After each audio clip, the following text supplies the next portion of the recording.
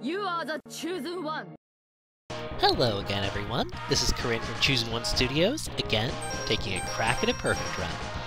Last time we took out Armored Armadillo, but this time we're going after Boomerang Kuwanger.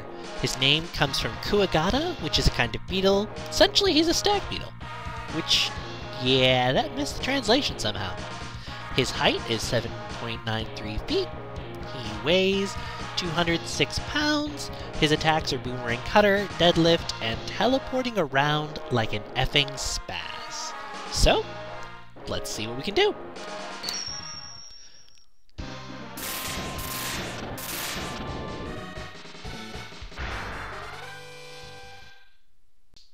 Boomerang Kuwanger. Kuwagata. Whatever. So, he has a tower stage, full of ignorable things. In fact, you can make this level hardest by focusing on the things you don't need to worry about. That guy glitches. Don't worry about it. That guy tries to shoot at you. Don't worry about it. Sign propellers. Yeah. Move them in the direction you want by looking, and don't worry about it. The laser traps can be avoided if you trigger them, like so, but it's best not to push your luck. The Mega Tortoises, additionally. What I did was cool, but unnecessary. Because unless you can see their bombs actually fly out, they don't. Capcom essentially is giving you these Mega Tortoises. You can fight them legitimately if you want, by fighting them like this, luring their shots away, much like Dig Gravers, but why? And now we begin what I call the Flight of the Jammingers. An enchanting tale about a Jamminger and his family. Okay, not really. The real worry is not getting squished. They always come in from the same spots, and eventually you get used to it. Most of the spikes right here, not spikes. The rest are, so don't push your luck. Alright. Ah, that was stupid. I don't find it worth it to take that guy out, or really to worry about him. Apparently I don't find it worth it to, continue on the level. Come on. They don't respawn, so you can take them out. I'm just not being very smart right now. So if you want to fight them, you can go like that. A lot of them, though, you can just, well, climb the ladders and get away from them. Now that one's dead without having to ever share a platform with it. The ladder yadders are the only thing in this area that respawn, though, and it's not so bad when a ladder yadder respawns anyway, because it's not like a ladder yadder is all that worrying. So, good thing about this area, the respawning is in your favor for once, not the stage. Especially not if it was going for trying to be difficult. And let's see, one more cannon, but no more ladder yadders, because we're done with this spot. And my cat's trying to play with my controller cord. No! Asher! Asher! Thank you. Right there is a heart container you can get if you have the charged shot in ice, or if you have Boomerang Kuwanger's weapon. Having a cat chew on your controller cord? Not helpful. Didn't hurt it or anything, but I'd rather my cat not make me need to buy new PlayStation 2 controllers. I imagine they're hard to find nowadays, although aren't PS2 games still being released? That kind of confuses me. So, let's dash across. There's a lot of these rotating guys here, so just make sure you keep track of their pattern, and watch out for that guy up there, because if you try and go up that ladder, you're going to get hit. But you won't if you don't, because he's too far away. Those guys take 5 hits, so just keep track of their pattern, and once again, there's one of these guys, but he can't hit you again, so don't worry about him. The main problem about right here is if you go too far up and then fall back down, the propeller thing going back and forth, yeah, it can respawn its little minion, so be careful.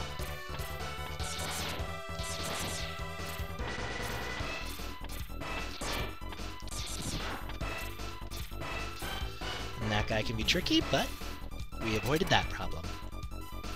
Whew. So now we're just on to the ultimate in spazzes.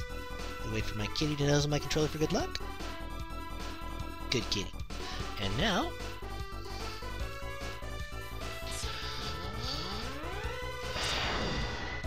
let's take on Boomerang Kuwanger. Charge shots would make this a lot easier, but he has some very weird behaviors. Can't jump, but he does like to tail spaz.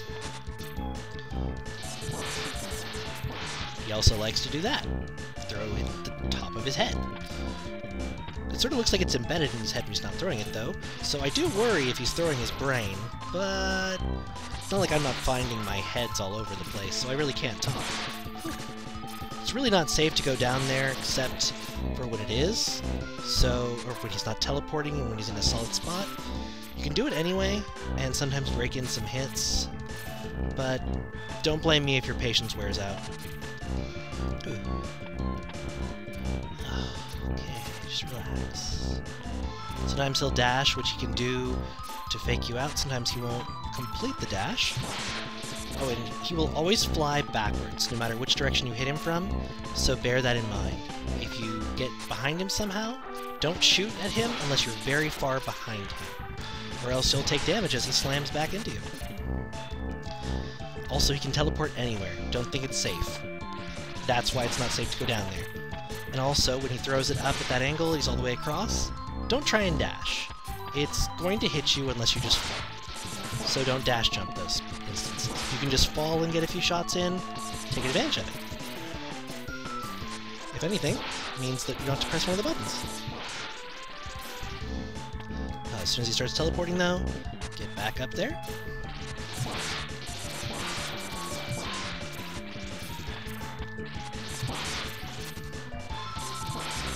This is going to be the time.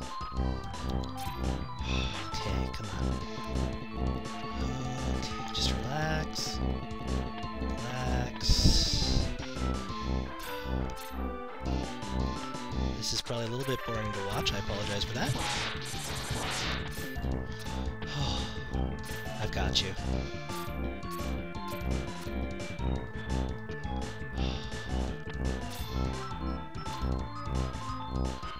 Stay still.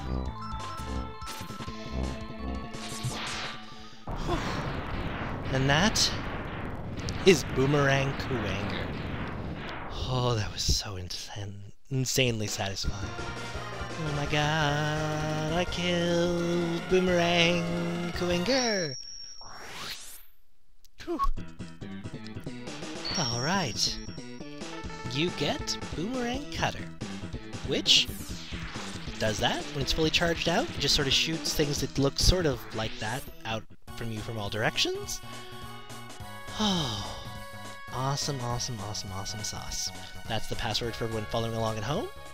And now, as you can see, intro stage taken out, obviously. And 1, 2, 3, 4, 5 Mavericks. That's right. We've got 5 Mavericks down. Whew, not a moment too soon. So, now we have Launch Octopus with a hard stage. He's kind of hard, but I know that he's doable. Spark Mandrill, and Sting Chameleon, who is the bane of any perfect runner of Mega Man X. Could probably try for Spark Mandrill again next time, and don't worry, just like how I did him with his stage hard, and his stage will be easy, I'll be coming back to his stage later to do the other version of it too. But I think I'm going to just let the stage be easy for my first perfect run through it. So, thank you very much for watching. Hope you enjoyed. Hope you'll join me next time. And, well, actually, I almost forgot. There are definitely outtakes and a difficulty analysis. Watch that, and then we'll talk about it next time.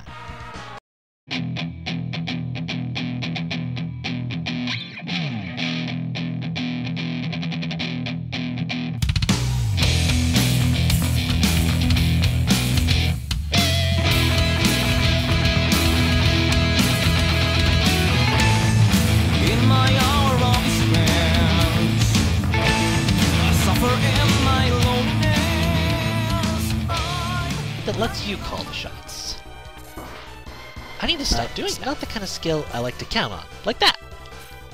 The dash boots help with this a lot. Ah! And then they do that. You die, Mega Tortoise. Stupid Mega Tortoise. Yeah, I could have done that if I'd actually kept the dodge going. Drat it! This is actually still a fun challenge, though, so I don't really care. Which is pretty much non-existent. So, Hoganmers make a return. Oh, you get to die. See? Full health. Good as new. 1, 2... You could actually just... Let's see, can you go over this one? Okay.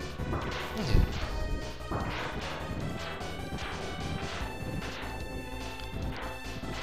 2... I think you can actually just go over all of those. Huh! You don't want to be down there while he's teleporting. And you don't want to guess when he's done teleporting.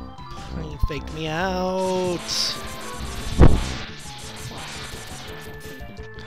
Ah, no! Oh, so close. So close. Ah! I really want to be done with this level. So, just how difficult was Boomerang Kuwanger? And hopefully that's not too terribly much of a surprise. He was very hard, I'll admit, but only if you try and fight him head-on. If you try and find some kind of pattern to him. He's a reaction boss. You can't dictate how the battle goes. If he's throwing too high, you have to duck. If he's throwing low, you have to dash jump. And being on the floor, though sometimes you can get some extra hits in, will lead to your death. The only reason it took me as long as it did was because I was doing a lot of really stupid things. Don't know why. But he was overall fairly easy. His stage just requires memorization and proper use. Most enemies are in horrifically bad places for their enemy type. All those Mega Tortoises could be cheap killed or dashed over if you use proper timing. The jammers will always be in the same spot. The cannons will always be in the same spot. There's nothing at all vaguely random about this stage, except for the Robot Master. So, keeping that in mind, sticking to a plan, even he's not random. Stick to the wall, jump down when you gotta. Nothing all that much hard about this boss, in a good way. So, with that said, what else do I have to say here? Because the video's not quite over yet. Well, I want to thank Songs in the Morning.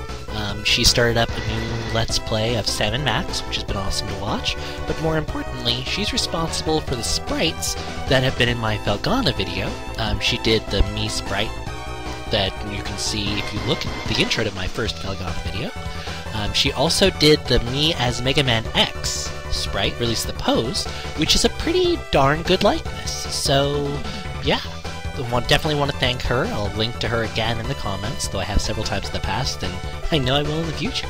So, yeah, definitely want to thank her for both of those, her Final Fantasy VI style sprite and her Mega Man X style. So, that said, I look forward to taking on the next Robot Master, and going on from there. So, thank you very much for your time, thank you for listening, and I hope you have yourself an absolutely wonderful day, and I hope you'll stick around for the next perfect run, whenever that may be. And hey, if you're into action-y, Zelda-esque games, check out Felghana. I think you'll enjoy it.